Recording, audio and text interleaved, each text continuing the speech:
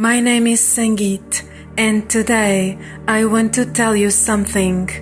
We humans tend to fear, and as we fear, we compete. We compete to see who lives longer, who is richer, who is healthier, who looks younger, more beautiful, more perfect. However, life is not about competing, life is about experiencing. And yes, fear makes us feel desperate for answers and for solutions.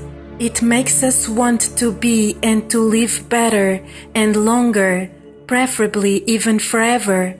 Because we see so many of us in pain on the way to what we call death that we fear. And as a result, we look for perfection so we can escape all of that.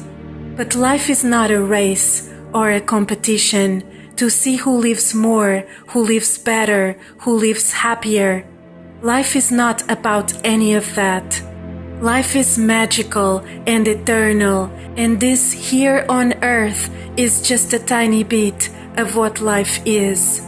Looking for answers and finding solutions is natural to us, and wanting to be happy and healthy is also part of our natural instinct of thriving and surviving in this planet.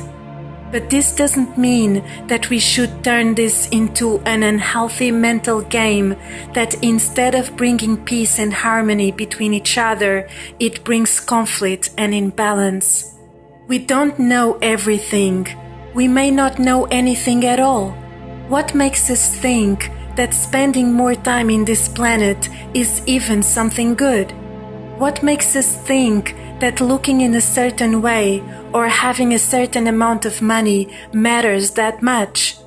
All we see and think is merely contextual, and our context is Earth, not to mention all the limiting contexts that it contains. So we can imagine how our mind is tremendously affected and influenced to believe in all kinds of nonsense and petty things. So today, let's not give so much into fear. Let's not give into fear at all.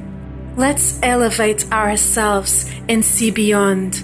Life on Earth can feel great and even magical sometimes, but we know that it is not forever, so why would we want to rely on it?